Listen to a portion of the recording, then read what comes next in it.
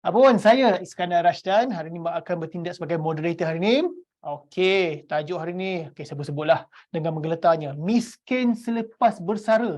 Adakah anda salah seorang darinya? Bersama saya hari ini, Abang Abu, mekanik wang. Pengarah urusan Now Asia International Sendirian Berhad. Tengok tu Abang Abu tu. Nampak tak Abang Abu? Dia dengan dia punya trademark baju Allah. mekanik dengan topi merah dia. Topi merah tu sebiji macam saya tengoklah dekat kalau Ultra Melaya bersorak tu macam lekir. Alamak. Apa khabar Abang Abu? Alhamdulillah sihat walafiat. Iskandar, apa khabar Iskandar? Alhamdulillah best Okey, lega Nasib baiklah hari ni bawa kereta pun smooth kan. Lega rasa kan. Tidak kan nasib baik tak bermula dengan tension ya. Itulah dia. Okey Abang Abu, nasib Abang Abu ni mekanik wang kan. Nasib baik. Kalau abang nak tambah trademark sikit, apa kata kalau ada minyak hitam sikit kan? Baru mekanik kan? Tapi dah hitam pun. Tak boleh. Tak payah nak celik-celik dah Minyak hitam. hijau ke apa ke. Okey. Tapi itulah kan, bila tengok miskin selepas bersara ni kan, saya takut memang pasal kadang kita fikir balik kan. Betul. Orang kalau yelah dia silap benda paling senang lah. KWSP dia. KWSP dia habis je kan. Bila habis baru dapat KWSP, sekelip mata hilang kan. Betul. Cukup takutlah. Betul. Saya betul-betul Abang Abu akan kupaskan lagi. InsyaAllah. Kejap lagi kita akan sembang banyak benda. Kita akan sampaikan banyak info. Kita nak tengok apa kesilapan, apa yang patut kita buat dengan sistem yang ada sekarang ni and all those stuff lah. Kita akan bincangkan insyaAllah. Alright. Okay. Kali ni kita persilakan. Okay, Abang Abu. Alright. Okay. Bismillahirrahmanirrahim. Assalamualaikum warahmatullahi wabarakatuh. Pertama sekali bersyukur kita ke hadrat Allah SWT dapat kita berkumpul hari ini dalam satu majlis insya-Allah untuk kita berkongsi banyak benda dan saya ucapkan terima kasihlah kerana pihak PNB untuk jemput Abang Abu pada hari ini untuk kita bersantai. Sambil santai tapi kita nak sampai benda yang kita nak sampaikan insya-Allah. Right? Dan tajuknya memang macam miskin lepas bersara. Something yang macam betul ke kan? Sebab nak santai pun tak boleh, takut juga tu. Kan, gegar lutut saya. Sebab benda ni kadang-kadang bila kita macam tengok memang realiti. Kan realiti bila kita tengok ramai yang lepas bersara kan memang macam kan terpaksa cari kerja balik kan, duit tak cukup, ada yang terpaksa minta bantuan. Jadi banyak benda tu berlaku. Jadi itulah yang kita nak kupaskan. Apa sebenarnya yang berlaku dan apa yang patutnya kita buat dan kenapa kita perlu ada satu perancangan perancangan persaraan ni. Jadi inilah yang kita nak bincangkan sebentar lagi lah insya-Allah, right? Okay. Jadi bila kita tengok saya just nak go through sikit panjang. Kita tak nak pergi benda-benda ni semua kan. Kan okey. Sebab satu soalan yang tanya, brother, Abang Abu, kenapa ni kita nak macam nak menyimpan ataupun kenapa nak merancang persaraan tau? Ini soalan yang orang tanya. Kita kan yelah lepas habis kita dapat duit, kita kita boleh hidup apa? Kan apa lagi nak buat perancangan kan? Jadi salah satu sebab lah sebab perlu kita buat perancangan ni. Mungkin kita bersara, betul. Tapi kita tak tahu berapa lama kita bersara. Kan? Maksudnya, selepas bersara tu, berapa lama kita akan hidup. Kita tak tahu. Ada orang cakap, alah, itu kan takdir Allah. Memang takdir. Tapi kau tahu ke? Kau tahu kadang-kadang lepas 60 tahun kita ingat, alih-alih sampai 90. Masih hidup lagi. Tapi duit dah tak ada. Itu sebab perancangan ni sangat penting. Itu yang pertama. Kedua, kadang-kadang bila kita dapat duit tu secara lepuk macam tu, kita rasa macam banyak. Kan? Banyak sangat. Jadi kita cakap, ini aku boleh belanja untuk 10 tahun, 20 tahun, 30 tahun. Tapi, kita tak perasan satu benda yang nama dia inflasi. Kan? Inflasi ni boleh menyebabkan duit yang banyak kita ada tu, dia macam cepat nak habis. Itu juga sebab perlunya kita ada perancangan persaraan. Ketiga ni, kadang-kadang keadaan pasaran tau, keadaan macam sekarang ni kan, ada satu COVID contohnya, pandemik, kadang-kadang benda ni berlaku tanpa kita buat satu persiapan. Dan bila ini berlaku juga boleh mengakibatkan kita dalam satu keadaan yang sangat terancam. Sebab tu perlu juga perancangan persaraan. Lagi satu, mungkin dengan perancangan yang betul ni kita boleh tinggalkan legacy. Untuk family kita, like ada legacy kan. Hmm. Kadang-kadang tanya, alah nanti kita mati habis juga kan. Apa kalau kita buat legacy? Mungkin kalau kita ada duit, contohnya kalau kita ada something, kita boleh wakafkan, kita boleh infakkan, kita boleh. Jadi benda ni something yang luar biasa kan. Itu juga sebabnya. Kelima sebenarnya sekarang kelima. Kadang-kadang ramai yang terlepas pandang bab ni cukai. Walaupun mungkin kita sudah bersara, kita juga ada like pembayaran cukai-cukai yang tertentu yang perlu kita ambil tahu. Sebab kadang-kadang benda ni tak dimasukkan dalam dia punya perancangan. Jadi akhirnya apa pula aku kena cukai sekarang ni pula Cukai So itu pun adalah satu sebab perlu kita membuat satu perancangan persaraan agar benda-benda ni tak mengancam kita. Dan last kali of course lah gaya hidup kita kan. Kan macam mana gaya hidup, adakah dia akan bertambah, adakah sama dan sebagainya. Jadi ini semua ni sebenarnya satu sebab kenapa kita perlu ada perancangan kewangan. Itu pembukaan dia lah jadi mungkin sekarang kita lebih macam mungkin aku selama ni aku ingat aku dapat duit, aku settle. Sebab apa tahu saya cakap macam tu? Sebab sebelum saya datang ni saya tengok siapa yang buat benda ni. Siapa yang actually like start benda macam ni kan. Jadi saya tengok satu video dalam video tu diceritakan benda ni sebenarnya daripada dulu dekat US lah kan.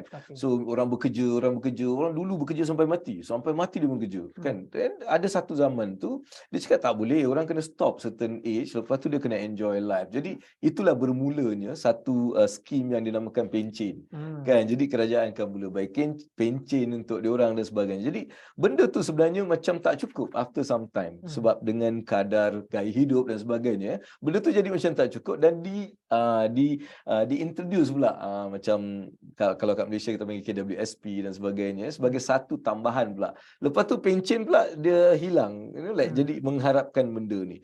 Bila diorang buat benda ni pula sampai satu masa tak boleh juga kan, dan dia ada satu personal lah ni like your personal saving. Walaupun mungkin awak ada ni, awak kena ada personal saving. Jadi itulah bermulanya KWSP dan like kalau kita tengok KWSP tahun 1951 saya tak silap saya kita di start kan. Jadi apa-apa pun benda ni semua sebenarnya adalah satu benda yang pada Abang Abu adalah satu conventional kind of like benda.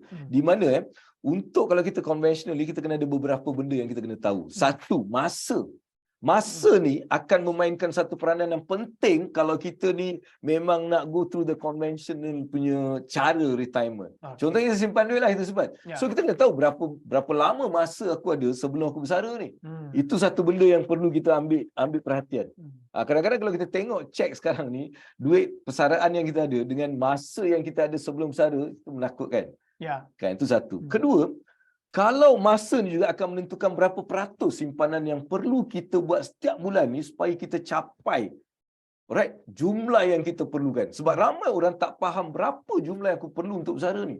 Itu juga kita akan bincangkan sebentar lagi. Tapi saya nak bagi something yang awak kena faham. Dalam kita buat satu perancangan kewangan secara konvensional, ini adalah 4 benda yang kena awak faham. Satu, masa. Berapa masa yang kita ada. Kedua, berapa simpanan yang kita buat ni selama ni. Ataupun akan datang ni. Mungkin kita ada 10 tahun lagi. Berapa yang perlu aku simpan? Berapa peratus yang aku simpan? Dan ketiga, awak kena tahu apa pulangan yang aku dapat daripada simpanan aku tu.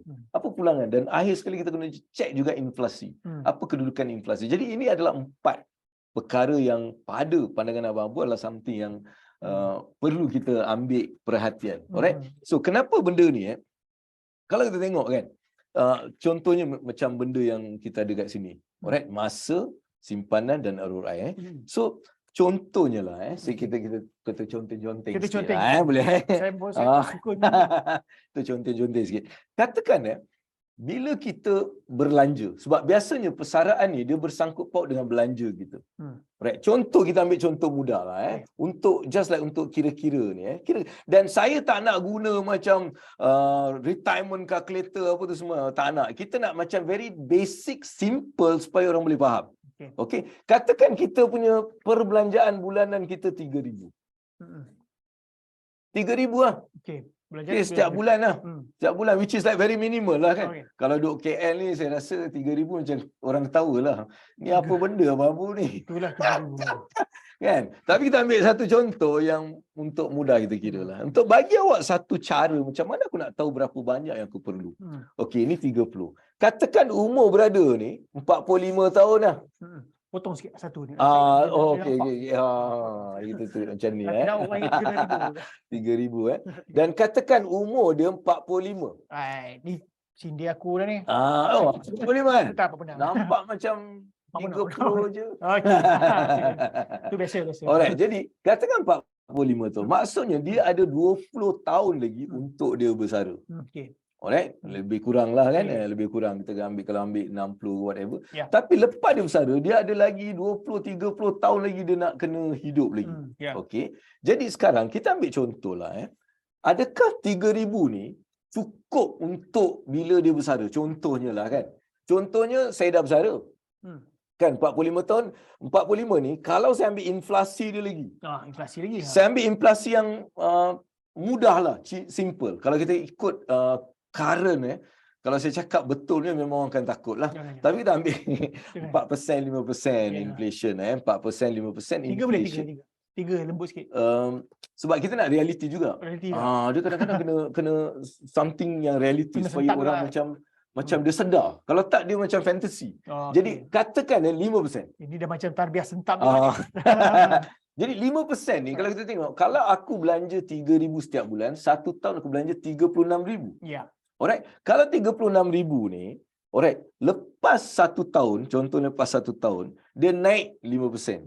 Jadi dia akan meningkat. Tapi kita tak nak kira macam tu. Let's say saya kira dari segi 10 tahun.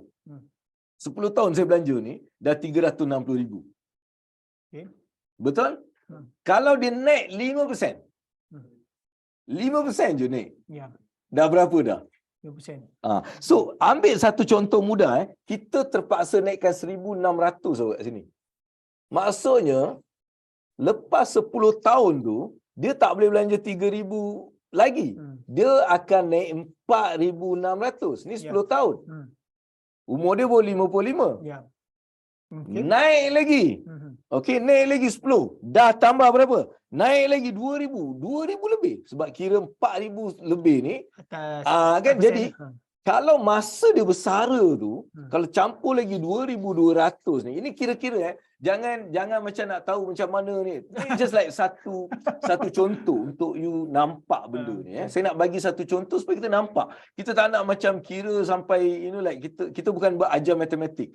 Alright. Jadi ini sekadar contoh sekadar contoh je. Sekarang dia punya perbelanjaan ni masa dia bersara 6,800. Ni lagi 20 tahun. Maksudnya umur dia 65 ni. Betul. Okay. Jadi 6,800 setahun. Lepas ni dia ada lagi 20 hingga 30 tahun selepas bersara. Kalau dia bersara 65 kan? 75, 85, at least 20 tahun. Dan just bayangkan dia akan jadi 10,000 sebulan. Ya. Sekarang kita kira kalau macam tu, berapa yang perlu dia ada? Okey, kalau 10,000 ni, kan kita ambil 10,000 dia punya perbelanjaan pada dia bersara. Time dia bersara tu. Jadi, berapa yang dia perlu ada untuk dia nak sustain 20 tahun ni? Yalah, berapa dia nak cari untuk sampai 10,000 sebulan? Yes. Dan 10,000 ni, lagi satu kalau kita nak compare 20-30 tahun, daripada jumlah yang kita ada, 10,000 ni mestilah tak lebih daripada 44%. Mungkin ada yang macam, lama aku pening lah Abang Abu, aku pening tak faham kan. Tak, ini untuk first saya nak just bagi tahu berapa banyak duit yang kita kena ada kalau kita ada masa macam tadi, umur 45, aku ada 20 tahun lagi untuk aku hidup, untuk sebelum bersara, lepas bersara aku ada 26 lagi, So, awak perlukan 2.4 million lebih dalam awak punya saving. Faham tak?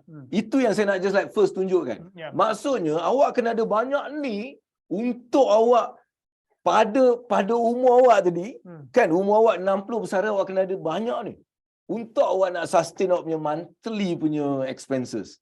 Ini secara not 100% punya calculation, tapi I'm just giving you the view. Alright. Jadi berapa ramai yang sebenarnya di akhir persaraan diorang ada jumlah ni? Jauh lagi saya punya ni. Itu dia punya benda yang kita nak just like sedahkan benda ni. Ya. Kenapa ramai orang, kalau saya cakap tadi kan, title tadi kan, miskin selepas bersara. Kenapa?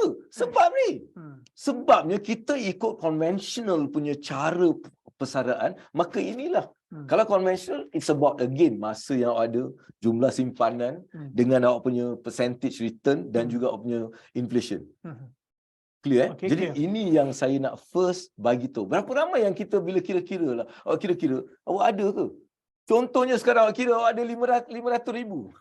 Nah, contoh. Contoh ada 500 ribu, katakan. Dan awak ada 10 tahun je. Maksudnya dalam 10 tahun tu, kita nak dapat 1.9 million. Ya. Okay. It's 10 tahun. It's not logic. Yalah, it's a huge task. Dia macam mana task. ni? And this is what I want people to realize. Kenapa perancangan kewangan ni ataupun perancangan persaraan ni sangat penting sebab benda ni. And this is a conventional way. Like what happening in the world lah. Sebab saya buat satu kajian, and this is what I find. So this is the first benda. Ada apa-apa nak tanya? Sebab saya tak nak lah macam cakap seorang-seorang je kan. Tengok soalan. Ada soalan. Ada ke soalan kat sini? Tak ada. So far tak ada. Sebab saya nak nampak ni dulu. Saya nak nampak benda tu dulu. Right, maksudnya kalau kita ikut conventional way untuk kita nak siapkan persaraan, maka itu calculation dia. Very straightforward dah calculation dia. Alright? Very forward. Awak sendiri boleh kira. Awak tak payah calculator apa tu semua. Awak just kira macam mana saya just like buat sedikit kekiraan tadi, right? So that's the first one. Okay, jadi sebab tu kita cerita hari ni, kita nak just like, habis macam mana aku nak buat? Kan, apa yang aku patut buat? Jadi kadang-kadang sebab itulah persaraan ni, kita punya thoughts ni dah macam, aku ni bersara umur 50, nanti aku boleh fikirlah, 60 aku boleh fikirlah. Ini adalah satu kesilapan. Ini yang kita nak bincangkan. Right, ini adalah satu kesilapan ramai orang kita. Dan ramai pula yang saya terperanjat kerana bila saya tanya kan, apa tu financial freedom? Kan? Apa tu financial freedom? Pada orang bersara, saya ada buat kelas-kelas untuk orang-orang bersara ni. Dia cakap financial freedom bila kita dah habis kerja, kita akan dapat duit selepuk macam tu, dan kita financially freedom. Ini satu kesilapan. Inilah yang sebenarnya saya nak bawa ke perhatian supaya kita tak boleh ada that kind of thought. Ramai orang fikir macam tu. Abang, macam tu itu feedback abang dapat. Ini feedback, bukan feedback. Soalan yang saya kemukakan dan jawapan yang saya dapat. Jawapan tu dapat. Jawapan tu sekelepuk. Itu feedback. Dia cakap, lepas kami bersara, kami akan dapat selepuk duit macam tu, dan kita financially free. Di situlah berbunyi kesilapan. Dan bila kita lihat pula realitinya, lepas 3 tahun dah tak ada duit, lepas 2 tahun aku dah tak ada duit, aku nak cek kerja balik and everything. So itulah yang kita nak bincangkan. Boleh Okey, boleh. Boleh so far? Boleh Alhamdulillah. Ada apa-apa soalan ke? Ada soalan sini? Boleh tak ada tak ada. So far tak ada soalan lagi tak ada soalan lagi. So you ada apa-apa soalan? Saya setakat ni. Habis. Saya ingat Abang Abu tak apa. Setakat ni saya okey. Sebab saya lagi suka soalan-soalan daripada crowd ni. Okey. Alright, so that's it. Ini dia kecil-kecil kan saya macam okay, alright, fine. Okay. Dan maybe apa yang kita perlu tahu juga adalah perbelanjaan tu. Okay. Salah satu benda dalam persaraan ni always perbelanjaan. Jadi ramai orang dia kurang faham mengenai perbelanjaan. Jadi abang pun nak just like bagi sedikit benda ni, right? Untuk kita lukiskan kat sini. Okey. Boleh nampak nampak. Tekan sini. Nak buat macam tu. Alright, ini adalah satu kaedah perbelanjaan dan saya nak you check betul-betul. Alright, dia ada empat cara duit akan keluar. Alright, empat benda duit akan keluar. Alright, kita yang panggil dia U, Selatan, B dan T. Apa benda-benda Allah ni? T adalah terpaksa, U adalah untung, B adalah bocor dan S adalah sampah. B untuk bocor. S sampah. Kita sekarang dalam keadaan sebelum bersara, apa akan berlaku? Kita punya perbelanjaan ni kita kena jaga. Dan kalau kita sebenarnya berbelanja lebih daripada 60 Alright, 60% adalah sepatutnya benda yang kita belanja pada keperluan dan needs kita. Contohnya makan, minum, duit rumah, duit kereta, duit itu. Okey ke ni? Macam ngantuk ni? Tak, okey eh? Okey. Bukan. Memang ni sentap ni saya memang. Tak, dia Saya ngeri ni sebenarnya. sebab apa? 60% je. Tapi kalau kita tengok sekarang awak boleh ambil sekarang buat, awak akan terperanjat ramai orang yang berbelanja 80. Saya nak pen merah ni nak tulis kat sini. Okey, yang kita tengok 80%. Right, 80, nampak? Tak nampak tak apa. It's okay. Apa yang akan berlaku? Okey, yang tak nampak ni dengar. 60% yang sepatutnya, tapi kita akan belanja lebih. Ini adalah kesilapan. 80% hingga 100 lebih persen. Ini adalah kesilapan. Alright, yang menyebabkan ramai orang tak cukup duit during the retirement. Alright, ini kita tengok sekarang. Nanti kita akan tengok macam mana aku nak ubah benda ni bila retirement. Dan kalau kita tengok kat sini, ini adalah simpanan kita. Contohnya kita simpan, kita melabur, kita whatever. Dan kita tengok kat sini, biasanya kita hanya simpan 2%, 3%, 5% Daripada pendapatan. daripada pendapatan. Ini kebiasaan lah. Ini kebiasaan. Okey. Alright. Tetapi kalau kita nak mantap sekarang ni 30%. 30% daripada gaji kita seharusnya kita salurkan pada benda-benda simpanan tadi. Alright. Okay. Ini perhatian. Dan selalunya yang menjadikan kenapa orang belanja yang ni dan yang ni sebab di sini. Apa tu bocor? Bocor ni apa? Kita belanja tanpa nak fikir-fikir, kan? Kita sukalah ikut hati kita, kita nampak benda tu kita beli whatever. Ini sekarang. Ya. Sebab inilah yang sebenarnya menjadikan ramai yang tak ada perancangan tadi. Sebab apa? Dia tak ada aware. Dia hidup sekarang macam ni okeylah nanti. This is the problem. So kena check juga kat sini. Dan kalau tengok selalunya orang akan belanja 30% kat sini. Bocor ni. Ni bocor 30. 30%. Padahal kat sini 80%. Terlebih lah tentu. Ada pula ni. Extra ni. It is happen. Okey. Dan dia belanja benda yang mungkin dia makan selalu kat somewhere, kan? Dan dia belanjalah suka hati dia. This is another problem. Okey, dan last kali dia spend on lavish things. Dia sebut sampah. Sebab tu saya cakap sampah. Dia macam ganas. dia bukan ganas bang. Kadang-kadang kenapa saya cakap benda tu sampah? Sebabnya benda kau duit bil tak boleh bayar tapi kau pakai benda yang macam itu maksud dia. Jadi kat sini pun ramai yang akan nampak dia punya perbelanjaan 20%, 30% yang menyebabkan mereka berhutang. You know, like things like that. So, ini adalah satu kedudukan yang saya nampak sekarang ni. Jadi, benda ni sekarang tau. Tapi ada yang bila saya cakap, okay, kita retire nanti kita dah tak bayar rumah, tak bayar kereta, whatever and everything. Tapi kita kena ingat, bila kita sampai pula satu kedudukan ataupun usia, dia perbelanjaan tu berkurang, tapi ada perbelanjaan lain yang bertambah. Perubatan kita. Mungkin kita tak jadi healthy lagi. Mungkin kita sekarang travel sana sini and everything. So, di situ perubahan dia. Jadi, kat sini kita perlu juga datang balik ke bahagian yang saya cakap ni. Right, supaya pastikan awak punya perbelanjaan daripada apa-apa yang berlaku tak lebih daripada 60% pendapatan kita. Alright? Dan awak kena juga put here. Maksudnya untuk mendapatkan balik pulangan kita. 30%. Alright, jadi 30%. Jadi ini adalah satu perubahan yang perlu kita lakukan dalam perbelanjaan. Okey, untuk kita macam ada satu idea, like okey, aku kena look back aku punya perbelanjaan. Sekarang aku dah bersara ni. Bila bersara kena tengok balik benda ni. Kalau dah bersara awak sama juga macam ni, then it's a problem. Sebab tu kita perlu faham dia. Alright, dari segi perbelanjaan. Ada soalan? Pasal inilah abang Abu tunjuk 30% ni kan. Saya ingat saya bagi webinar, saya letak 10% je. Ada seorang saya punya tu dia cakap, tak boleh lah, tak cukup lah belanja ke barang-barang tinggi tak boleh lah, 10% pun tak boleh. Tu saya pun kedu macam mana nak cakap. Tak, dia kadang-kadang bermula dengan apa yang kita mampu. Kadang-kadang bila saya cakap macam ni, ramai orang cakap apa benda lah abang ni tak logik lah whatever. Memang tak logik benda ni. Tapi that's a fact.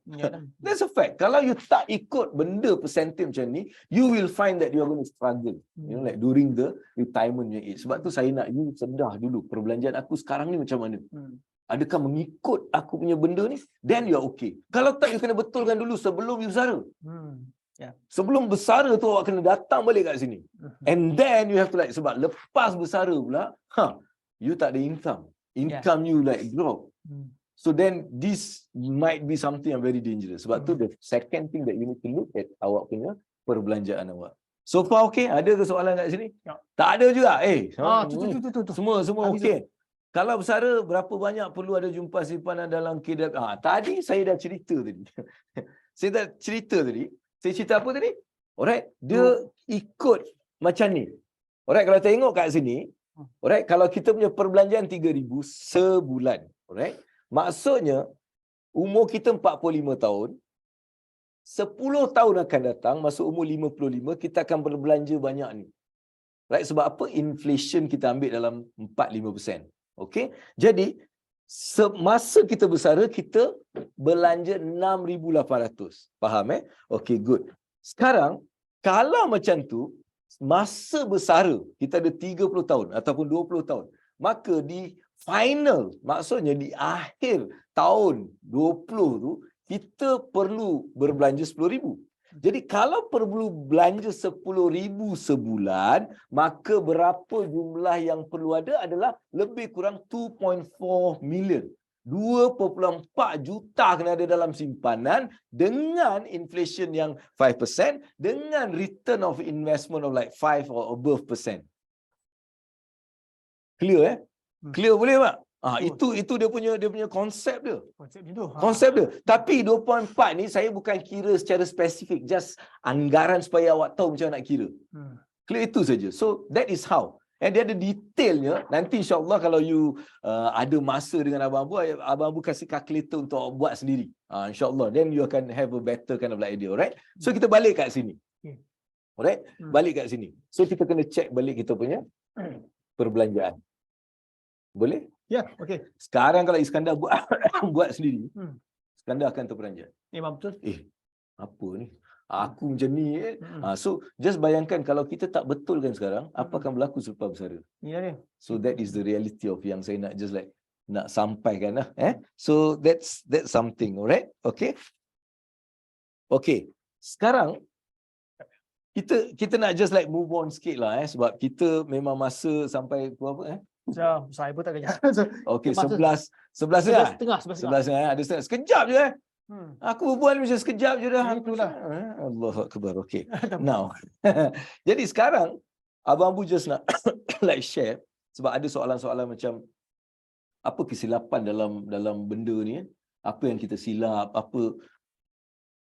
Okey, alright. So kita ada sesi soal jawab nanti, masa tu kita akan insya-Allah like have that kind of like session Alright, Abang Abu just nak like bagi tahu lah apa mistake. Apa kesilapan yang selalu dilakukan yang menyebabkan orang miskin selepas bersara. Alright, yang first tak ada plan. Tak ada plan lah. Aku kerja, aku makan gaji balik. Tak ada plan lah. Aku tak kisah sebab apa. Alah, aku kan ada KWSP, aku kan ada alat pencen, aku kan ada ni, aku dah tak fikir. Jadi no plan. Ini adalah satu kesilapan yang paling penting yang menyebabkan ramai orang miskin selepas bersara. Jadi pastikan awak ada plan. Itu yang pertama. Kedua, tak cukup simpan. Tak cukup simpan. Dia mengharapkan KWSP, contohnya potongan gaji, tu je. Dah tak ada. Dan benda ni confirm. AKPK dalam satu kajian yang mungkin 1-2 tahun lepas ni, dia cakap 53% daripada rakyat Malaysia. Dengar betul-betul Iskandar, ni dangerous ni. 53% daripada rakyat Malaysia tidak mempunyai simpanan RM1,000 untuk kecemasan. Oh ya, betul. Ya. That is 50%. 53%. 53%. Maknanya kalau daripada 10 orang, 5 orang. 5 orang tak ada. Orang kita 4 orang ni, 2 orang tak ada. 2 orang tak ada, 1,000 orang cuma. So that is the reality. So not safe enough.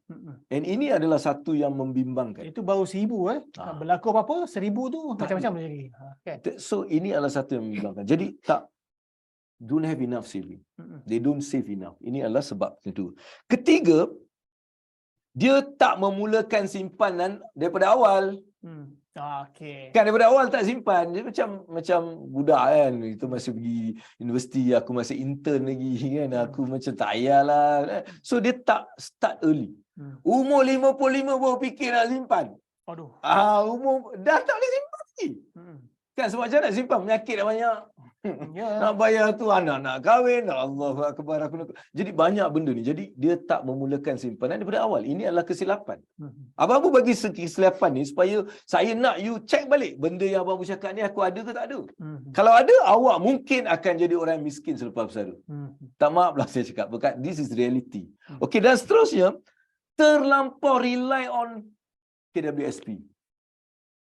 Terlampau rely. Maksudnya, cukup aku ada. Dah banyak. Aku tengok pun ada 200,000 ni. Banyak Aku ni. tengok 300,000 ni. Banyak ni untuk sekarang. Sekarang nampak macam banyak. Tapi lepas bersara awak akan tertipu dengan apa yang berlaku. Ya.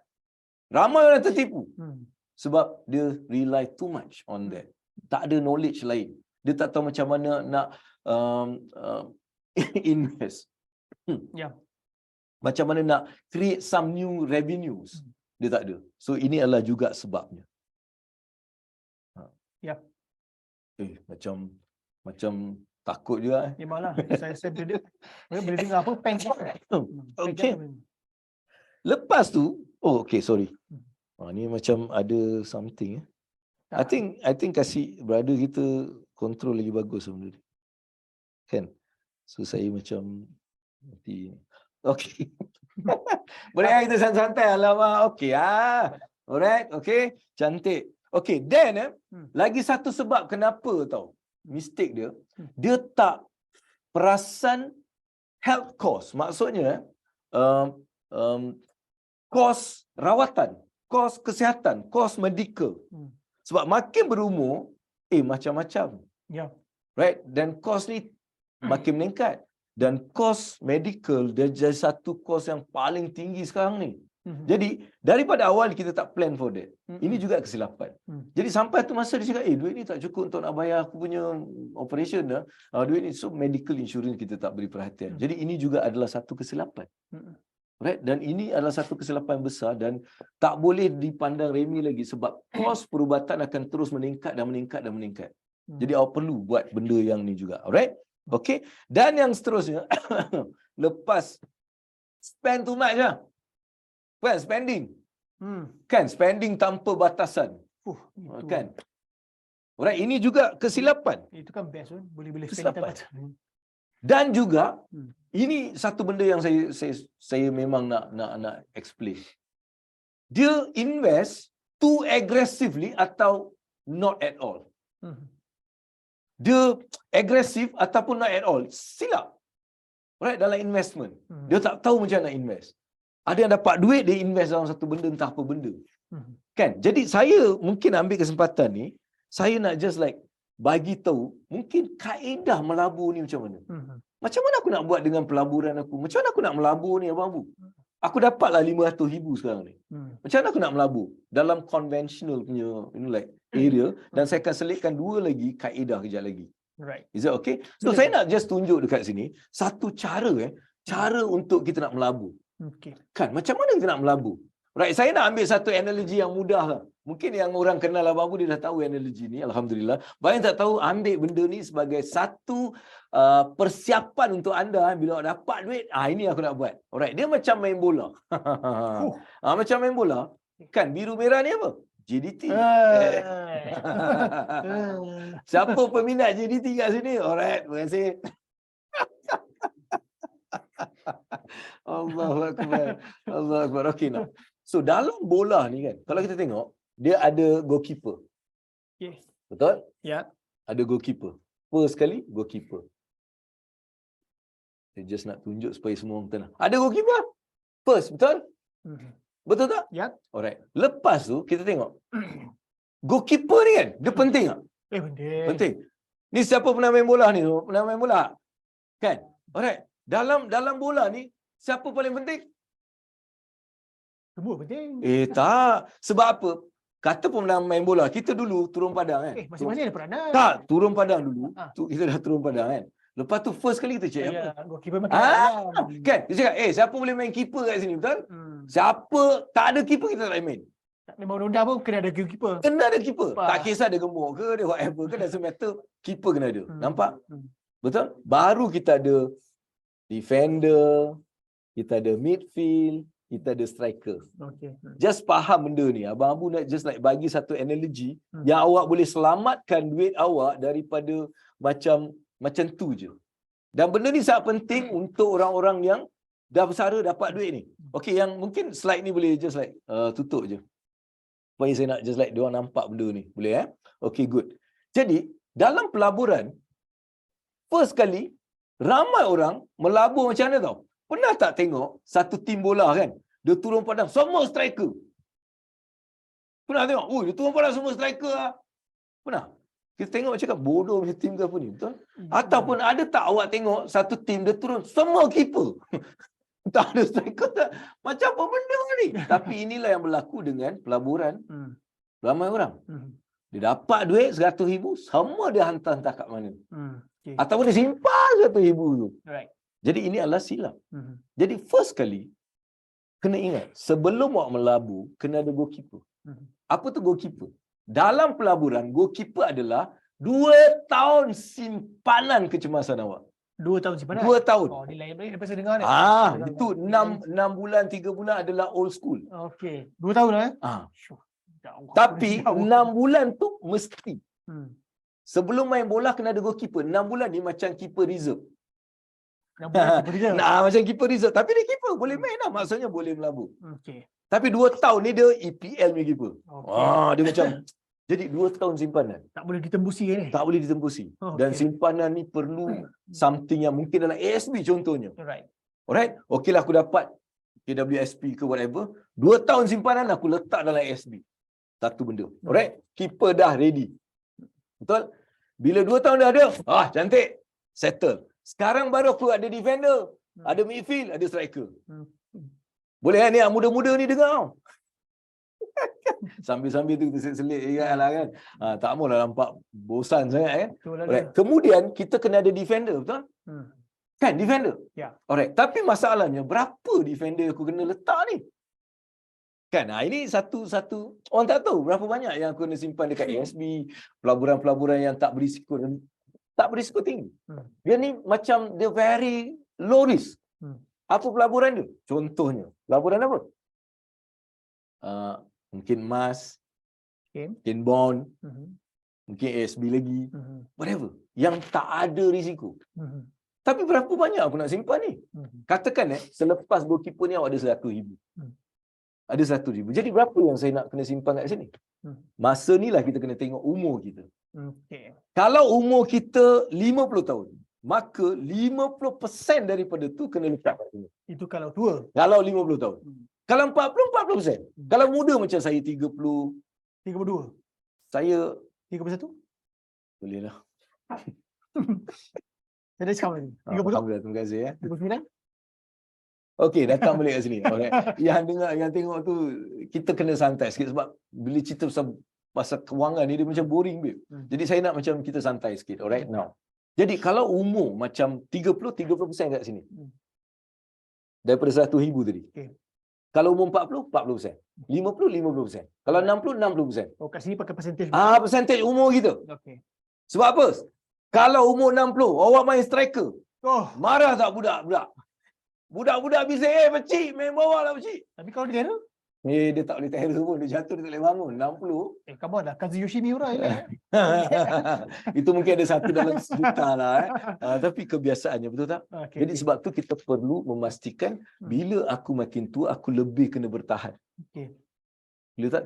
That's a fundamental of why you put that amount of money kat sini. Nah, ini benda yang perlu ada pada setiap orang yang akan ambil duit AWSP dia. Supaya dia tak tertipu dengan scammers, dengan whatever and everything. Lepas tu, balance tadi kita bagi 2. Okay. Kita bagi 2. Balance bagi 2? Balance tu. Kita bagi 2. Kalau kita tadi 50 tahun, 50 kita dah ambil kan? Kita ada 50 lagi. 50 ni, 25 dekat midfield, 25 dekat striker.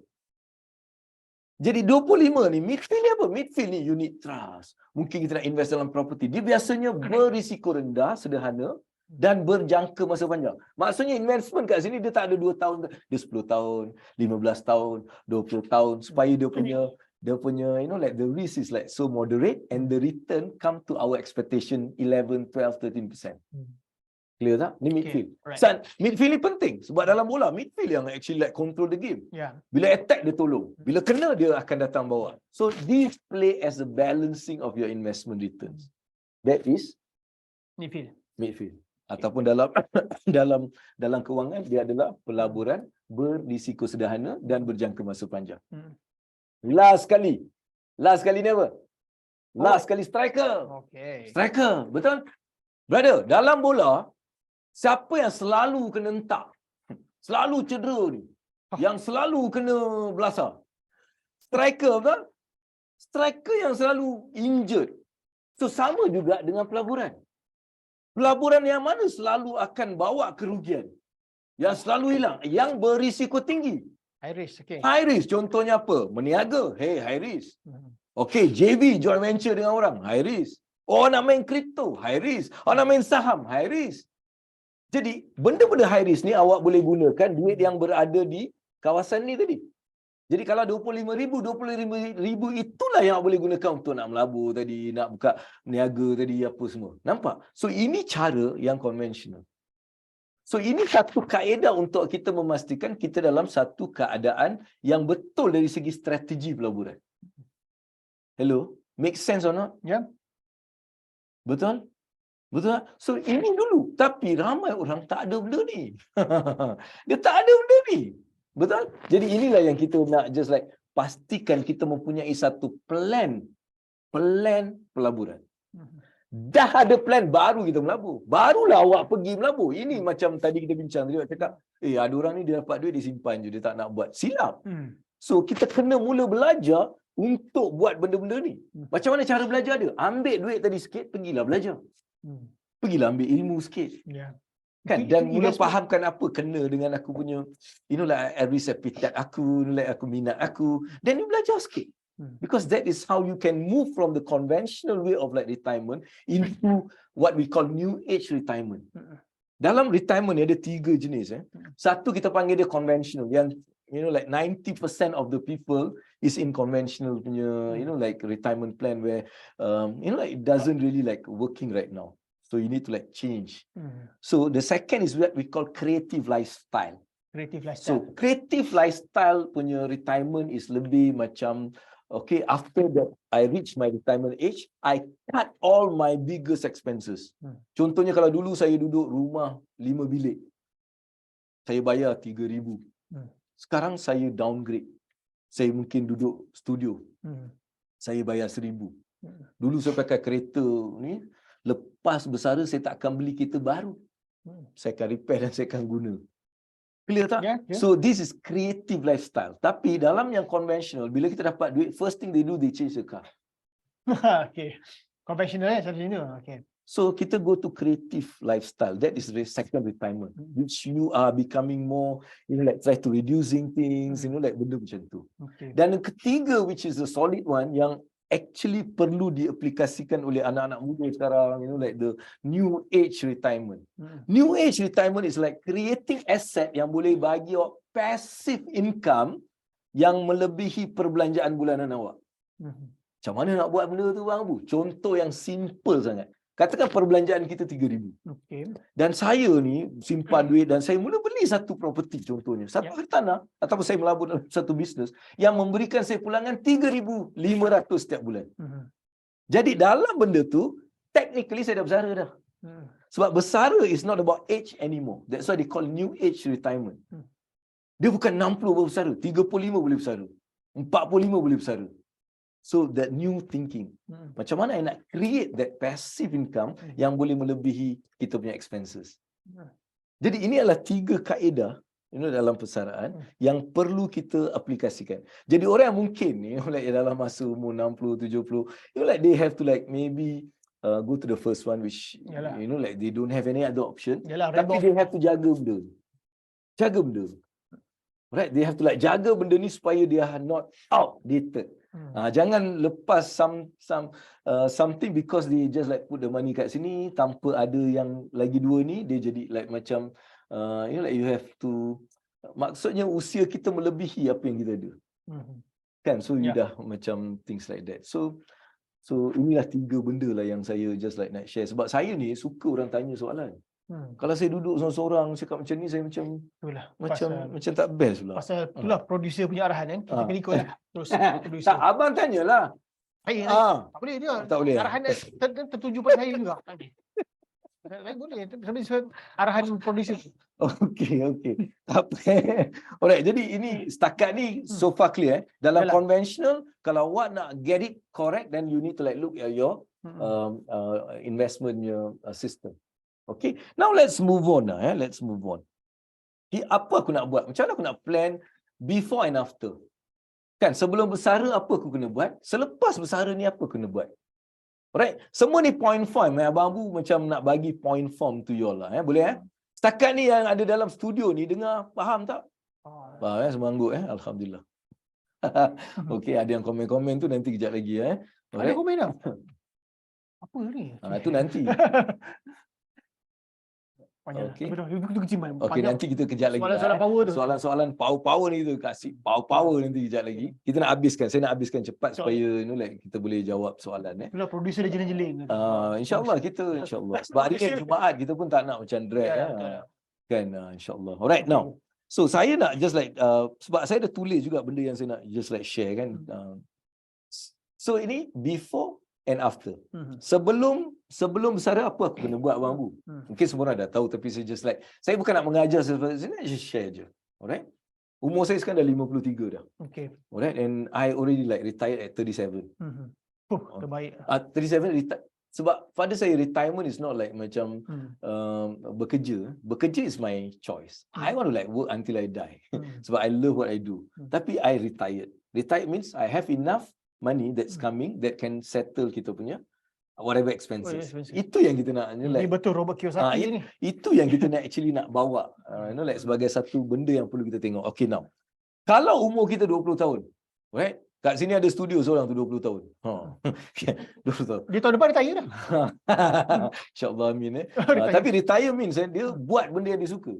Bukan dia stop. Dia buat benda yang dia suka. Tapi dia tak mengharapkan gaji. Mungkin dia kerja dekat sini free. Ya. Betul lah. Ada gaya. Sebab dah retire dah kan. Sebab dia kerja dia buat suka. Contoh. Pasal isteri dia tycoon. Anak tycoon. Alhamdulillah amin. Itu satu cara untuk jadi kaya. Ya. Cari orang kaya dan kahwin. Gurau. Okay, now. Untuk orang yang 20 tahun, contohnya baru nak start, mungkin awak rasa, 20 tahun, abang Abu ni apa ni 20 tahun aku nak fikir besar-besaran? Tak, this is how you need to think. Orang 20 tahun, dua benda je awak buat. Alright? Awak save as much as you can. Dapat duit simpan, tapi simpanan tu awak belajar macam mana nak create income tadi. Mungkin aku nak beli property, aku nak beli asset. That is what your idea. Kan orang nak beli kereta besar, awak lantak dia. Kita punya kepala otak, aku nak reach financial independent. So what I need to do? That should be your, like, jadi umur 27 je kau dah macam ada, like dah freedom. Orang tu nampak macam bagus tapi dia orang struggle. You understand that? That is on the 20. Kalau you 20 and above. Tapi kalau umur kita 30-40. Contohnya sekarang 30-40. Ataupun 45. So you need to like increase your savings. Sebab during this time, saving become very difficult. Masa umur 40, 45, 35, simpan ni jadi satu benda yang susah. Sebab apa? You akan ada family. You akan ada anak-anak. You kena ada buat itu. Komitmen you akan jadikan you tak boleh simpan. Sebab tu awal tadi simpan banyak. Sebab sekarang tak boleh simpan. So, what you need to do, sekarang you need to like find macam mana aku nak simpan lebih. This is where you need to like maybe find a new kind of like revenues, income, things like that. That's what you need to do. And okay, umur 30, 40, 45 ni saya dengar betul-betul. Alright, kalau awak dalam kategori ni, awak kena increase your financial literacy. Grow your financial intelligence. Faham apa tu asset, apa tu liabilities, apa tu passive income. You need to like understand. Alright, sebab kat sini ramai orang, saya nampak dia tak memberi perhatian kat sini. Sebab dia dah fed up dengan hidup dia. Nak bayar hutang, nak itu, ini. Jadi, they don't really grow their financial intelligence. So, kalau you dalam kategori 30, 40, 45, dua benda. Try to grow your savings. Alright, and then increase your financial literacy. That's why, very simple. Saya tak ada cerita benda-benda yang macam like technical sangat. Very simple, straightforward. Okay, sekarang kalau umur 50. Dah terlambat ni sebenarnya. Kan? Macam kalau sekarang ya aku baru nak fikir simpan dah terlambat ni. Ya. Kan? So 50 ni what you need to do, you need to like have ataupun build financial intelligence. You have to like build your financial intelligence. Maksudnya you have to like attend, baca buku, like you have to like attend seminar, you have to like dengar, like you need that. Because you might have some money, but you don't know what to do with the money. Okay. Alright, so you need to have financial intelligence. Kalau tak, all the money that you save, whatever, is like hancur macam tu. Kedua, if you afford, if you can, get a financial coach. Don't get financial advisor yang jual produk. Minta maaf, sorry. No, like don't get, because you ended up buying their product. Okay? Yalah. Find somebody yang really financial educator. A financial coach. Fee-based maybe. No, like I'm just like giving some ideas. Maybe somebody akan marah dengan abang-abu, whatever. But I'm not saying general. I'm saying there are people yang maybe, like when you get some advisor, they just like full of insurance je. Atau full of this je. Like things like that. So you need to like be very careful on that. Okay? And bila umur 50 ni, keep accurate records because that might be needed during your tax and everything. Just like keep accurate records. So very important. Okay? Now you have to like sit down with your spouse, your family to really plan. Mana kita nak tinggal sayang? Kita nak duduk mana? KL ke? Kita nak duduk mana? You need to like come up. You need to like, apa aku nak buat sayang, kita nak buka kedai ke? Kita nak buat like, you have to like discuss on this. Alright, that umur 50 ni serious. Yeah. That means you kena serious on that. Alright? Okay. And kalau umur 50, 60, don't rate your retirement, your savings. Don't Rate. Itulah dengan RAID. Kan RATE macam mana? RATE benar. Kan? Rate ni macam jangan pergi Cekau. cekau duit yang telah kita plan. Mungkin ramai orang rasa, bang, habis nak buat apa? Aku tak boleh and everything. But that's what you need to like think. Retirement, benda tu pun dah nama retirement. Maksudnya benda tu selepas kau retire. Jadi awak sebelum retire, awak kena ingat dalam kepala otak awak, aku tak ada duit. Aku memang tak ada duit. Jadi how you handle when you tak ada duit? That should be how you think so that you can be creative. Minta maaf, saya bukan nak kejam kat sini, but that's how people grow. Yeah. Kalau kita rely on that, pandemic kita ambil. Lepas tu benda ni kita ambil. Lepas tu benda ni kita ambil. Lalas umur 60 tengok kat situ ada 10,000. Ada 20,000. Itu lah. Nampak? This is something yang like really like a bit worried lah. So don't rate lah. Lepas ni apa problem datang, insya-Allah like serahkan kepada Allah dan like just like buat apa yang kita boleh and everything. Mungkin kalau kita betulkan kita punya gaya hidup whatever, kita can be better. Right? Unless you memang betul-betul and then you have to like no macam tak ada cara lain, mungkin boleh menyebabkan kematian ke whatever, then yes. But other than that, please like don't rate that. That's the biggest mistake. And always like bila umur 50 ni, think a bit long term. Sebab 50 ni, awak tak boleh cakap lepas retire ni, awak fikir very short term. 5 tahun kita enjoy whatever. You need to like, 80 tahun. Aku lah ada 30 tahun lagi, 40 tahun lagi. Macam mana aku nak plan? You have to like think long term. So that you can actually like, do a proper kind of like calculation, proper kind of like benda. So this is something that kalau umur kita 40, 50 tadilah. Okay, sekarang kata kita ada 5 tahun je lagi ni. Nak kerja lah. 5 tahun je lagi ni. Bukan 5 tahun nak mati je. 5 tahun nak kerja. Kerjalah. Ada orang. Ini memang sentap ni. Okay, yang ni you dah kena serius lah. Dah kena macam 50 tadi bincang dengan bini je di mana nak duduk, sayang, whatever kan. Tapi kalau tinggal 5 tahun, dah decide dah, inilah tempat yang aku nak duduk. Ni yang aku nak buat. Alright, mungkin aku dah kena bayar kalau ada hutang-hutang yang macam like aku kena settle, aku dah tak boleh lagi nak berhutang benda-benda baru. So you dah kena serius macam itu. Okay, sekarang dah kena jaga kesihatan sikit, dah kena exercise sikit, nak kena lari sana, lari sini atau jalan ke, tak lari lah jalan ke. Jalan. Kan, something like that. Okay, then satu mistake yang selalu orang-orang kita yang buat. Kita selalu macam anak aku ni nanti aku nak kahwinkan dia. Anak aku ni, aku nak ni dia. So you need to like make these people independent. You kena ajar dia to be dependent. Don't be dependent, be independent. Kan awak dah kena cari duit awak sendiri. Awak dah kena like, awak nak kahwin, awak kena kumpul. Contohnya lah, bukan kita nak bagi, tapi bagi dia responsibility. Kalau tak, semua duit kita habis kat situ. Kan, kalau check berapa banyak kes macam tu. Okay. Banyak sangat. So you need to like make them independent. Teach them independency. Kalau dia dah habis college, dah habis belajar, dah mula bekerja, takkan nak mengharap beli kereta pun nak minta kita. Kan, this is what I mean. Like something that we need to like understand. Okay. Oh, Sekarang batuk ada orang sebut tu. Kau marah abu ni apa dia cakap ni? Tempat batuk tu. InsyaAllah. Okay. Ada soalan-soalan insyaAllah kita. Saya tak nak tengok nanti saya macam terjawab nanti kan. Jadi baik aku gatal lah. Pandai. Pandai pun dia. Pandai. Allahu Akbar. Okay, seterusnya kita kena juga tengok review balik kita punya insurance. Okay.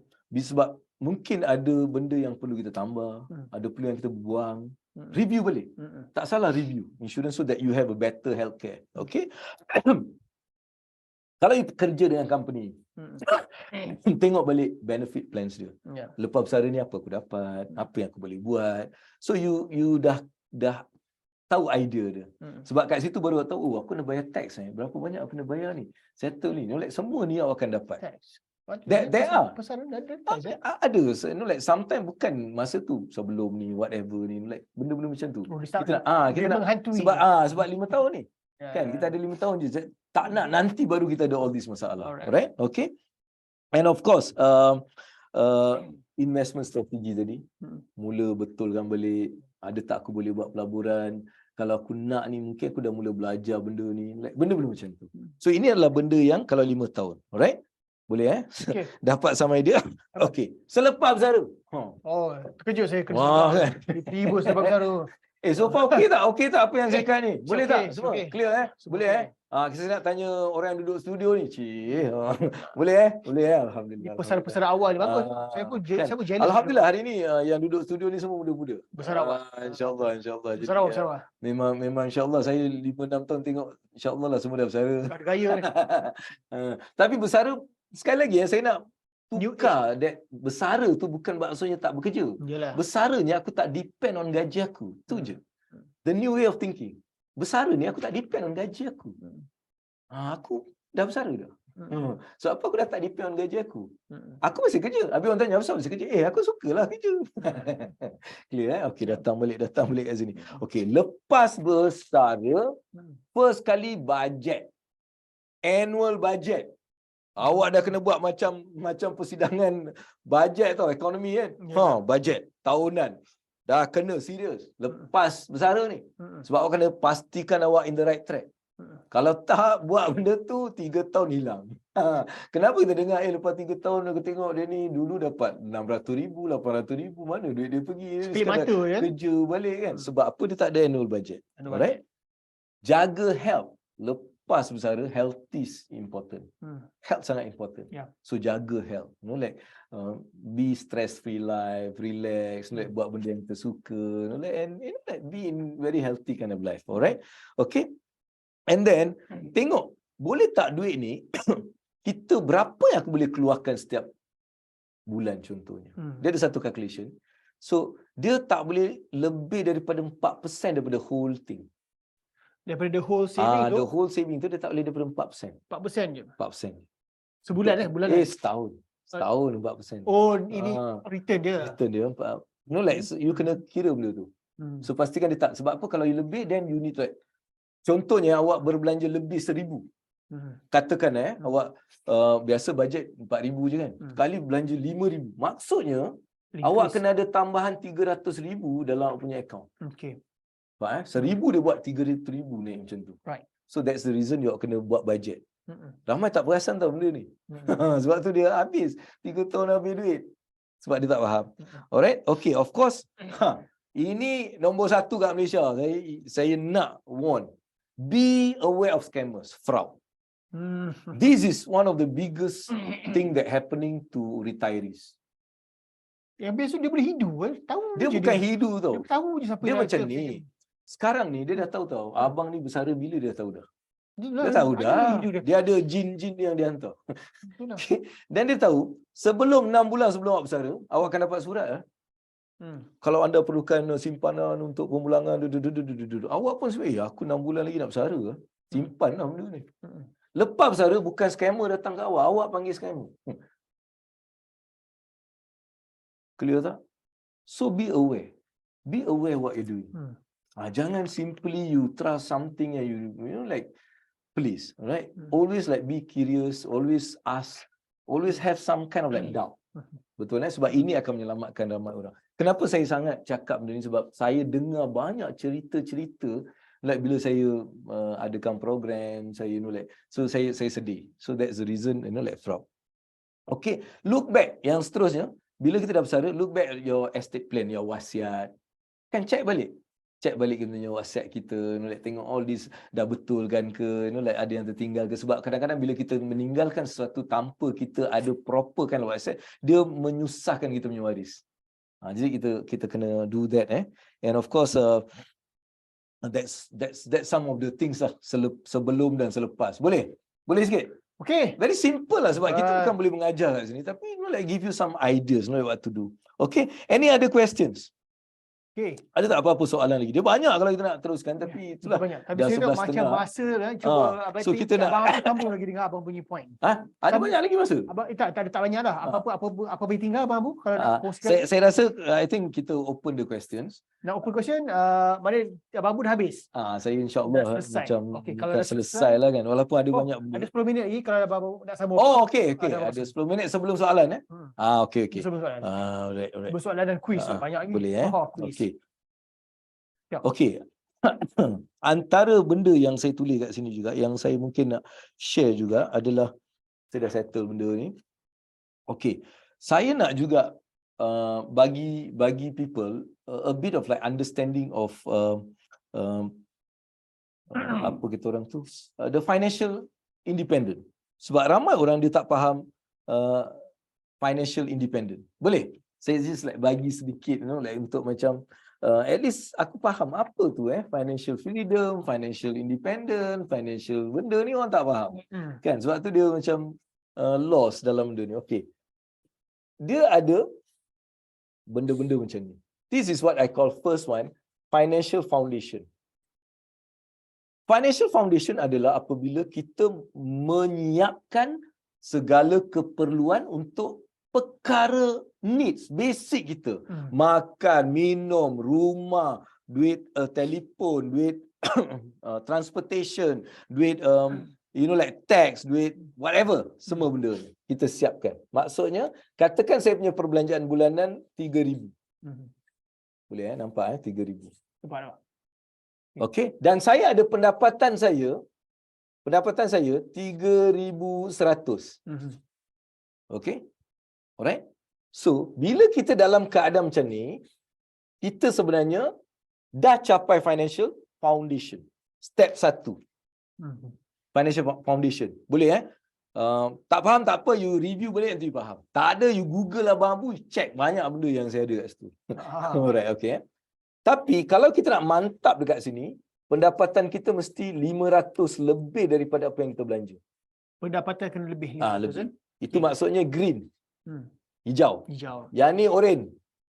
Moderate. Orange. Maksudnya kena mula check on perbelanjaan kita, kena repair. Kalau bawah daripada 3,000 atau ke bawah dan merah. Merah means you kena betulkan balik, you kena check duit lebih. Alright, so that's first. Step 1, boleh? Financial foundation. Sekarang kita pergi ke step 2. Yang saya namakan dia financial security. Financial security ni pula apa? Sama je, perbelanjaan 3,000. Okey? Pendapatan 3,500 atau 600. Okey? So far. Tetapi, apa dia? Tapi apa? Tapi apa? Boleh, tanya sekali. Tetapi, sekarang, dia dah ada 3,000 ni. Alright? Simpanan dia sekurang-kurangnya 6 bulan dah ada. Security. Ini baru dia capai security. Maksudnya perbelanjaan 3,000, pendapatan 3,600, tapi dia ada simpanan 36,000 ni. 30,000 lebih dah ada dah. 6 bulan pendapatan. 6 bulan perbelanjaan. 6 bulan perbelanjaan, bukan pendapatan. Correct. Okay. Ini financial security. Tapi kalau dia ada 3,000 kali 24, ini apa? dia financial stability. Stability. Financial stability. Maksudnya dia 2 tahun simpanan dia dah ada untuk perbelanjaan. Clear Ini yang kedua. Saya nak tunjuk ni supaya saya nak you macam faham kenapa orang like macam silap. Ketiga. Ini step yang ketiga. Boleh Boleh? Okey. Boleh Yang ni kita panggil dia financial flexibility. Apa tu financial flexibility pula? Sama je. Okey, kenapa saya kekalkan perbelanjaan pendapatan? Sebab saya nak mudah kira lah. Dalam realiti kehidupan dia berubah. Betul? Okey, now. Katakan simpanan dah ada juga. Dah ada 6 bulan tadi. 36K dah ada simpanan. Pendapatan dia sekarang ni 3,600. Tetapi dia ada extra income. Dia ada 500 entah apa dia buat, mungkin dia buat like something, dia buat online, dia whatever, dia dapat lebih 500. Maksudnya dia ada 1,000 lebih kat sini. Bila awak ada 1,000 lebih daripada perbelanjaan awak setiap bulan, then you are financial flexible. Betul-betul? Okay. Alright? Interesting. Okay, that's flexibility. Tapi dekat sinilah yang selalu bermulanya gejala-gejala yang menjadikan kita macam susah. Gejala. Dia gejala. Dia ada setan gondol masuk dalam. Dugaan dunia datang. So setan gondol ni masuk dalam, dia pun akan cakap, dulu kau pakai kereta ni, sekarang pakailah kereta besar sikit. Ya. Okay? Dulu kau duduk rumah biasa lah, apa benda ni biasa, upgrade lah sikit. Okay? Daripada dia ada extra 1,000 ni, faham tak? Perbelanjaan dia akan jadi 4,000 pula sekarang. Ya. Jadi apa berlaku sekarang? Dia akan balik ke financial security. Sebab dia disimpan ni. Tapi sebab dia tak faham dia ni, simpanan dia ambil, dia buat dia punya rumah. Dulu rumah dia kecil, sekarang dia besarkan sikit. Dia travel, tak maulah dekat, takkan nak pergi Langkawi, kita pergi Paris ke, like whatever. So kita akan increase kita akan habiskan duit ni. So baik-baik daripada financial flexibility ni, dia balik kepada financial foundation. Nampak? Ni kesilapan. Sebab dia tak faham, selepas ni ada satu lagi. Yang nama dia financial independence. Inilah yang kita nak didik supaya kita faham apa tu financial independence. Financial independent ni, okey, saya kekalkan balik benda sama. Okay, kita ada 36,000 dan sekarang dah ada 4,000 pula pendapatan. Jadi 1,000 ni akan pergi ke kalau kita belajar tadi investment strategy. Boleh? Hello? Yang kat studio okey tak? Ngantuk ke apa? Tak ada Tak ada ngantuk semua Okey, fine. Alhamdulillah. Jadi sekarang 4,000 ni kita dah masuk kat sini setiap bulan 1,000 dan kita mula buat apa dengan duit ni? Kita mula melabur, kita mula buat tu, buat ni dan dia akan keluarkan duit. Betul? Ya. Dia akan keluarkan duit. Dan sekiranya apa yang kita buat ni mula keluarkan 3,100 contohnya. Technically kita dah financially independent. So the number above dengan expenses. Contohnya, saya ada satu rumah, saya beli rumah yang kedua dan saya sewakan rumah ni. Rumah ni bagi saya 3,000, saya bayar bank 2,000, saya ada 1,000 lebih. Clear tak? Yeah. So that mungkin saya punya perbelanjaan 3,000, saya belum lagi financial independent. Tapi saya beli rumah yang kedua, rumah yang ketiga. Clear tak? Yeah. So that is what it's all about. Dan benda ni kita boleh belajar. Kita boleh invest dalam hartanah, kita boleh invest dalam bisnes, kita boleh invest dalam banyak benda yang kita boleh belajar. Clear tak? Ya. Tapi yang sebelum apa-apa ni, yang paling penting adalah financial security. Security ni. Yes, 3 bulan, 6 bulannya perbelanjaan dah ada tak? Perbelanjaan bukan income. Bukan income. Jadi inilah yang kita boleh ambil FD. Sebab kita tak nak juga simpan dalam benda yang tak menguntungkan. Contohnya ada orang dia simpan, tapi simpanan dia bagi dia 2% atau 1%. Lepas tu dia inflation 4%. Maksudnya setiap bulan, setiap tahun dia rugi 3%. Tapi at least ASB, right, bila dia simpan, dia ada at least, lah yes. buffer against inflation Dia macam taklah rugi. Right? Sebab apa benda ni pula, kita tak boleh invest dalam benda-benda yang susah. Macam defender tadi. Goalkeeper ni. Goalkeeper dia kena main keeper. Dia tak boleh main striker. Kan, jadi dia punya tugas dia jadi keeper. Itu maksud saya lah. So saya harap benda ni berikan sedikit penerangan betul, boleh faham Hello yang studio ni. Faham so far okey New retirement ni geng-geng new Semua retirement. new age New age retirement dia lain sikit. Memang Alright. gempak. Okay. So itu sajalah yang mungkin Abang Abu dapat sampaikan setakat ni. InsyaAllah kita akan go into the question and answers insyaAllah. And then from there kita move lah. Okey, tak Alright. apa. Ya. Okey, Abang Abu. Okey, nampaknya Abang Abu dah selesai dengan pembentangan beliau. Okey, nampaknya okey. Selesai. Terima kasih Abang Abu. Siap. Oh, dah cepatnya. Okey. Dah? Alright, tak apalah. Okey, soalan senang kan. Okey, apa pun. Okey, so terima kasih. ECJ penyertaan Okey, ECJ penyertaan. Okey, sama juga imbas kod QR ataupun klik pautan untuk ECJ penyertaan. Okey, lengkapkan juga maklum balas program yang ada.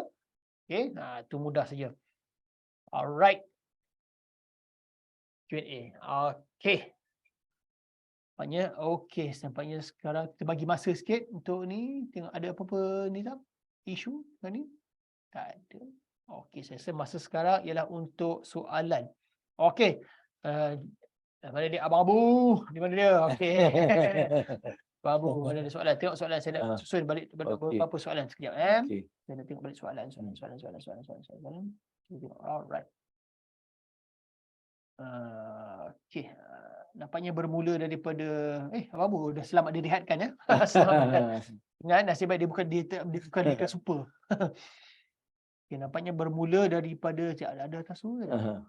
Banyak soalan. Banyak lah tak sebab saya dah susun balik mana puan producer dah potong. Okey.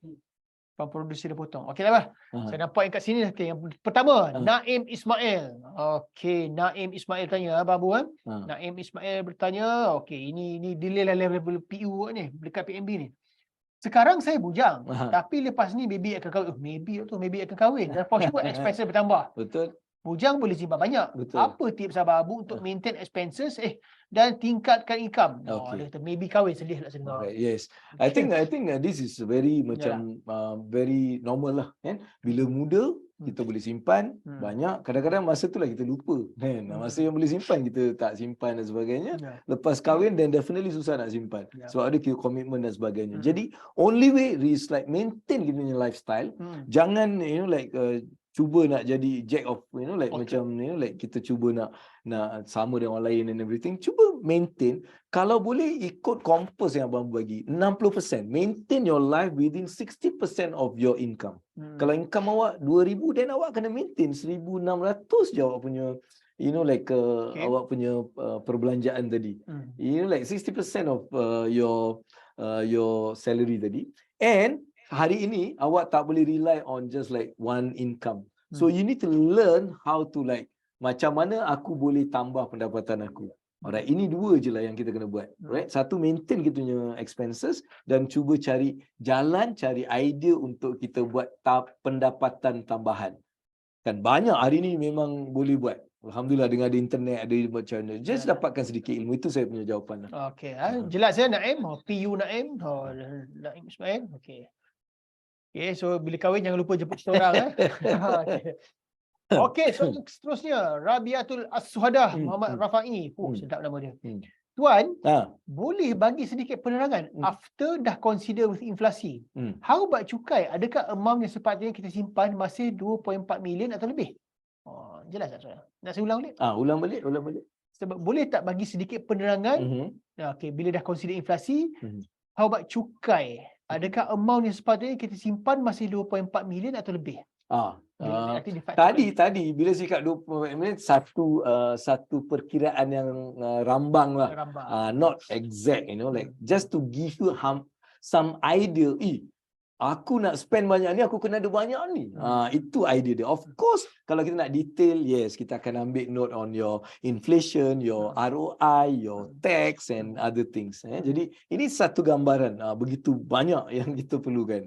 Yalah, pasal maknanya, kalau kita pusing balik, kita tengoklah. Mungkin kalau kita plan, katakan ada saya dengan RM2,000. Yes. Kita rasa itu cukup. RM2,000 kan. So, tak ada semestinya perlu 24 juta kan. Dah lain lah. Tapi kalau nak detail, nanti boleh actually contact Abang Abu. I can give you the calculator untuk kira secara detail. Maksudnya you put all those figures. Then you akan dapat exact number. Ya. Okay. Alright. Abang. Terus. Okay. Alright, ni soalan daripada Chong. Chong. Chong. Yes, Chong. Chong katanya. dengan pulangan rendah ASB. Aha. Macam mana pelaburan kita akan berkembang menjadi 2.4 juta seperti bersara waktu umur 60 tahun? Semua cerita 2.4 juta ni dia tu. Tak, dia dah terikut. Alhamdulillah, mudah-mudahan semua ada nanti. Okay, yes, a good question. That's why I cakap tadi, conventional way of like investment will never going to like give you that return. That is gambaran tau untuk I need this amount. How I'm going to get it? That's why I introduce you the creative lifestyle. I introduce you the new age of like investment, how you need to like invest. There's no way that just with this investment you can able to achieve that. Itu saya punya jawapan lah. So you need to like be creative, you need to like learn new investment strategy, you need to like understand and everything. Kalau rely on just like low return punya investment, then definitely you need huge amount of money, maybe 30 million, 40 million you ada, maybe yes. But if not, then like you have to like go into aggressive investment, Yalah, kena high pula. risk investment. Yalah, Tapi using the proper strategy. Yalah, pasal ASB pun rendah, lepas tu dia ada limit, dia ada Right. dia ada had kan. Right. So betul lah, nak lebih, nak tanggah, nak tambah dia punya limit tu pun perlu masa juga. Betul, kan. Tu jadi betul. kena strategi tu kena macam-macam. Jangan Boleh, harap-harap. Kalau jawapan saya ni macam tak lengkap, you can always like connect with me. You Google je Abang Abu, insyaAllah you can actually like send me PMs and DMs and everything. Alright. Okay, boleh Google abangabu.com ke abangabu.com. Abang kan? Abu je nanti keluar lah. Ada abangabu.com ada kan? Abangabu.com ada. Oh, ni dah promote ni. Abangabu.com. Tolong sikit. Okay. Alright, seterusnya soalan. Mas Anisah Ayu Osman. Ini Yes. soalan daripada FB. Yes. Kesilapan selepas bersara hingga boleh miskin. Satu, minta Abang Abu ulang balik poin nombor satu. Okay. Lepas tu. No plan. Oh, okay, ada. Nombor dua, tak cukup simpanan.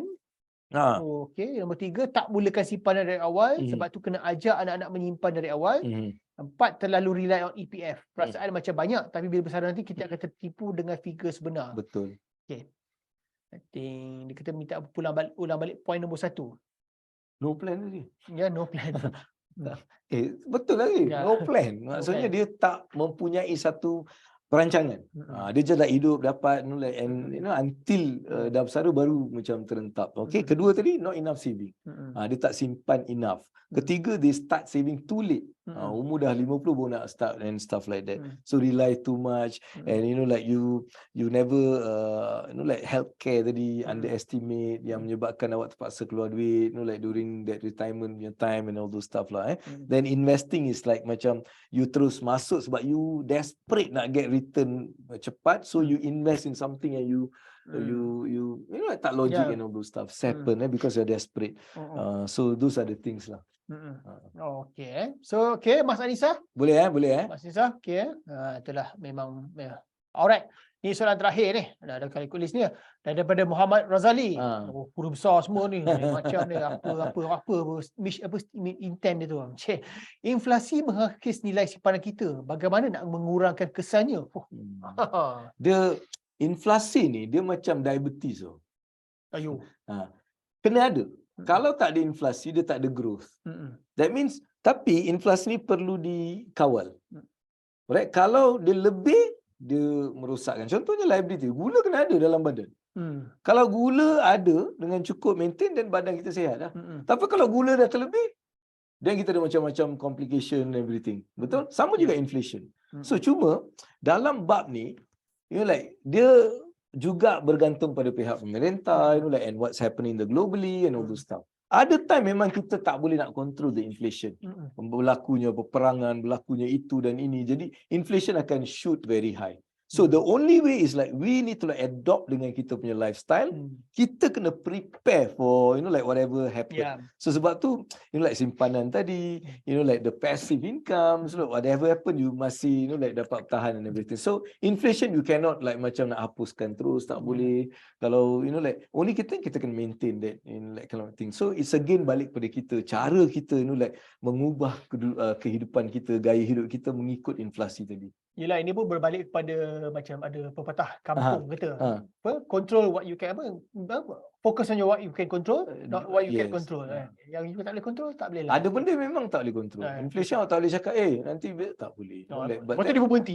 How you adapt You kena adapt. Memang benda tu sukar. Kadang-kadang ada orang yang macam sukar. Contohnya baru-baru ni kenaikan something yang menyebabkan daripada aku bayar dulu berapa ratus kan dah kena tambah 400-500. Jadi that is can impact certain people. Yeah. But like that's how I think the challenges yang like How the akan world works. datang, like, and we need to like prepare for it. Yeah. That's why everything ada risk. Segala benda ada risiko. Like, jadi kita persiapkan risiko. I mean manage the risk. Itu je cara dia. Kita kena manage that risk lah. Okey. Okay. Nampaknya tamat kita punya soalan-soalan yang padu, padu-padunya soalan. Bagus. Terima kasih saudara sekalian yang sudi berkongsi soalan. Ada juga yang berkongsi kita punya pandangan, tapi kita pun tak dapat nak kongsi semualah. Okey. Okey, nampaknya selesai semua soalan, kuis dan sambutan bertuah. Alhamdulillah program kita pun selesai hari ini. Okey, sebelum kita mengakhiri sesi kali ini, kami memang happy lah Abang Abu kan kongsi idea dan pengalaman bersama kami semua. Okey, ada apa-apa yang macam kesimpulan yang Abang Abu nak sampaikan sebelum kita mengakhiri majlis ni? 1 minit yang kesimpulan first of all, thank you lah again saya harap segala ilmu yang disampaikan ni insya-Allah dia menjadi cahaya dalam kehidupan kita. Mudah-mudahan dia ada keberkatan dalam kehidupan kita. Alright, sebab tu abang kongsikan, and thank you juga moderator kita untuk bersama dengan semua yang ada kat studio ni. Alright, dan saya just like conclude something. Alright, saya panggil dia get rich. Get rich, how to get rich, like GETRICH. Okay. So dalam kehidupan first kali sebab get up early. Alright, nak menjadi seorang yang berjaya dalam kehidupan kita, get up early. Jangan tidur sampai pukul sampai matahari terbit. That's the first one. Okay, kedua earn more than you spend. Alright, spending tu okay tapi earn more. Kalau kita spend 5,000, make sure that we earn 6,000, 7,000, right? Train yourself one financial valuable skill. Jangan mengharapkan hanya satu sumber pendapatan, cuba dapatkan skill, upgrade to earn more. Different source of income. Resource network. Mula berkenalan dengan orang-orang yang ada ilmu, orang-orang yang ada pengalaman, orang-orang yang ada duit supaya kita dapat belajar daripada mereka. Start invest. Jangan lambatkan untuk melabur, sekurang-kurangnya dengan ASB. At least start something. Alright, jadi mula invest. Sebab kalau you tak invest, you will never grow. So you need to like invest. But invest like rich people. Invest dalam benda yang kita faham dan tahu. And C. Apa dia C? R-I-C. Apa tu C? Charity. Derma.